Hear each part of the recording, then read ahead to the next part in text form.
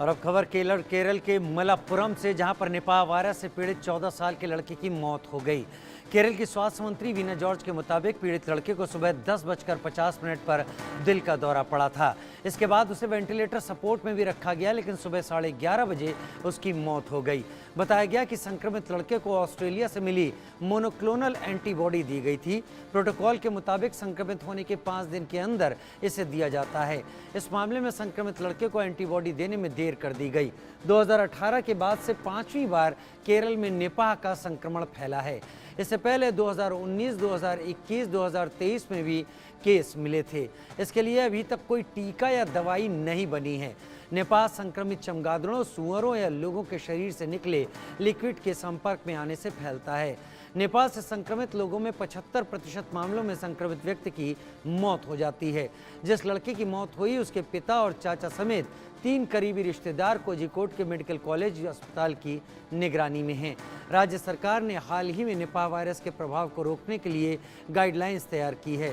इसके तहत लोगों से चमगादड़ों के घरों को नहीं हटाने की अपील की गई, क्योंकि उन्हें परेशान करने से वायरस के संक्रमण का खतरा बढ़ सकता है। साथ ही उन फलों को भी खाने से मना किया गया है जिसे पक्षी पहले ही काट चुके हों।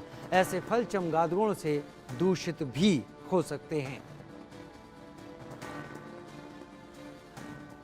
डॉक्टर ईश्वर गिल्डा हमारे साथ ज्यादा जानकारी के साथ इस वक्त हेल्थ एक्सपर्ट के तौर पर जुड़ गए हैं। बहुत स्वागत है डॉक्टर ईश्वर गिल्डा आपका। सबसे पहले हमारे वो दर्शक जो नहीं समझते निपाह वायरस को लेकर, निपाह वायरस कितना गंभीर है, इसके लक्षण क्या है? निपाह वायरस एक बहुत गंभीर वायरस है। ये जूनोटिक बीमारी है जो जानवरों से इंसानों में आती है और बाद में इंसानों से इंसानों में फैल सकती है। पिछले 30-40 सालों में जो नई बीमारी आ रही है वो सब वायरस से होती है, जिसको हम लोग विषाणु कहते हैं। और उसके अंदर 70% बीमारियां ऐसी है कि जो जूनोटिक बीमारियां, जूनोटिक यानी एनिमल से आती है। इसका मतलब ये हुआ कि इंसान खुद के उदर निर्वाह के लिए या एंजॉयमेंट के लिए एनिमल के किंगडम में जाता है, प्लांट के किंगडम में जाता है, फॉरेस्ट में जाता है, हर जगह अपना घर बनाने की कोशिश करता है, तो वहाँ से बीमारियाँ शुरू होती है। ये निपाह है, जीका है, इबोला है, HIV है, मंकी पॉक्स है, ये सब जूनोटिक बीमारियां हैं। सार्स है, तो ये सब एनिमल से आने वाली बीमारियां हैं। बीमारी में शुरुआत के 2-3 दिन के अंदर बुखार आना, गले में खराश होना, खांसी होना, बदन टूट जाना, जिसको हम लोग कहते हैं लिथार्जी आ जाना, और कुछ लोगों में फिर निमोनाइटिस यानी लंग की बीमारी हो जाती है, और कुछ लोगों में एनकेफेलाइटिस यानी ब्रेन की बीमारी हो जाती है। और लगभग जितने लोगों को हुआ है निपाह, 75% की उनकी मौत हो चुकी है। तो ये सबसे पहले मलेशिया में 1998 में मिला, और उसके बाद पिछले 10-12 सालों के अंदर 5 बार केरल में मिल चुका है। इसका मतलब हमें क्या करना होगा कि बेसिकली केरल की उन इलाकों में जहाँ से ये निपाह आ रहा है, उनकी स्टडी करनी पड़ेगी कि लोगों की खान पान की आदत क्या है। लोग वो चमगादड़ों के या सुअरों के सानिध्य में कितना आते हैं, उनके जो ड्रॉपिंग हुए हैं, उनका मलमूत्र गिरे हुए से फूड खाते हैं क्या, या चमगादड़ खाते हैं क्या। तो अगर ऐसा कुछ हो रहा है तो हमें लोगों के व्यवहार में बदलाव करने की जरूरत है, ना कि खाली 1-2 केस आई और उसको हमने हाईलाइट कर दिया, हेडलाइन आ गई, उसके बाद में फिर भूल गए। ऐसा करके नहीं चलेगा। और कहीं ना कहीं हमें ये जो जूनोटिक बीमारियां, उसका रोकथाम करना पड़ेगा।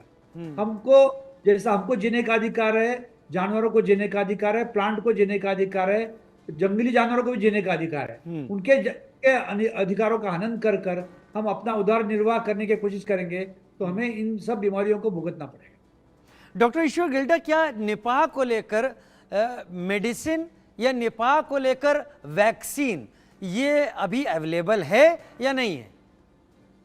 इसके लिए सिर्फ एक ऑस्ट्रेलिया में आता है, उसको कहते हैं मोनोक्लोनल एंटीबॉडी। वो पर्टिकुलर उसी जगह एक्ट करता है, और इसको इन्फेक्शन होने के 5 दिन के अंदर ही देने से फायदा है, 5 दिन के बाद में फायदा नहीं होता है।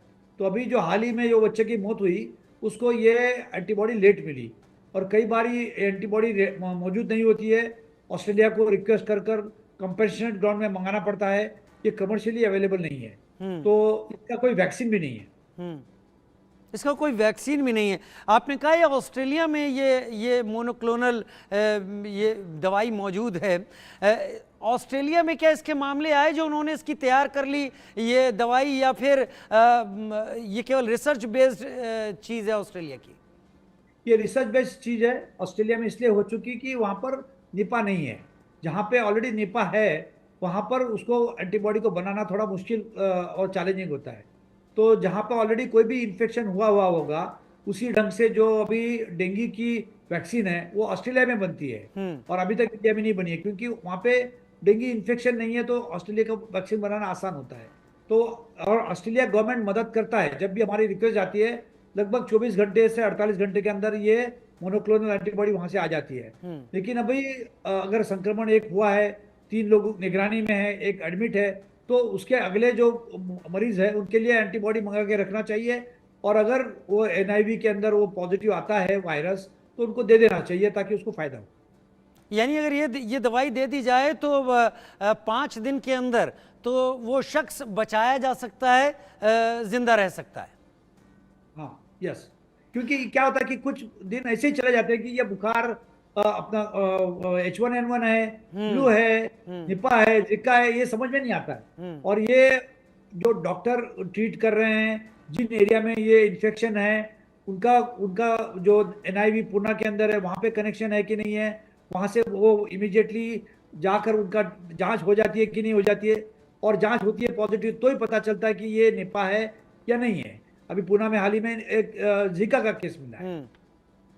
हाँ, जीका के भी वहाँ एक दो तो नहीं, वहाँ कई मामले जीका वायरस के आए हैं और उसका वहाँ पर इलाज भी चल रहा है और उन सारे एरियाज को कंटेन किया गया है। 11 या 12 मामले वहाँ आए थे जीका के। लेकिन जो हम दिल्ली एनसीआर में जैसे लोग हैं या बाकी नॉर्दर्न इंडिया के बड़े शहर हुए या और मेट्रो सिटीज़ हुए, वहाँ पर लोग निपा से बचे रह सकें, क्या करना होगा लोगों को? क्या तरीके अपनाएं कि निपा की जकड़ में ये लोग ना आए? देखिए, लॉन्ग टर्म में और हमें लॉन्ग टर्म का ही सोचना पड़ेगा, शॉर्ट टर्म सोच के फायदा नहीं है। जो फिलहाल प्रॉब्लम आ रहे हैं ये जूनोटिक बीमारी के हैं जो एनिमल से आती है, कोई बीमारियां प्लांट से आती है, कुछ टॉक्सिन्स फॉरेस्ट से आते हैं, कोई इकोलॉजिकल इम्बैलेंस से आ रही है। तो जितने बड़े बड़े प्रॉब्लम आ रहे हैं, आपदाएं आ रही है, ये हमारा जो मनुष्य जीवन है ये हम लोग अपने ढंग से जीने के लिए, अपने स्वार्थ के लिए, अपने अलग अलग चीजें खाने के लिए हम लोग हर एक जगह हम लोग इंट्रूड कर रहे हैं। हम फॉरेस्ट में जा रहे हैं, फॉरेस्ट में बंगले बना रहे हैं, हम कहीं जाके प्लांट के साथ रहने का कोशिश करते हैं। तो ये सब प्रॉब्लम हमें भुगतना पड़ेगा।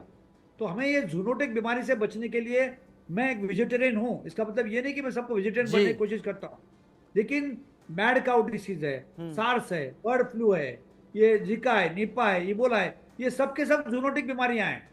तो अगर हमको जूनोटिक बीमारी से निजात पानी है तो जू से हमें डिस्टेंस रखना पड़ेगा। बहुत शुक्रिया डॉक्टर ईश्वर गिल्डा हमारे साथ जुड़े, आपने सारी जानकारियां दर्शकों के लिए दी। उम्मीद है दर्शक इनको समझेंगे और बचने की कोशिश भी करेंगे। बहुत शुक्रिया।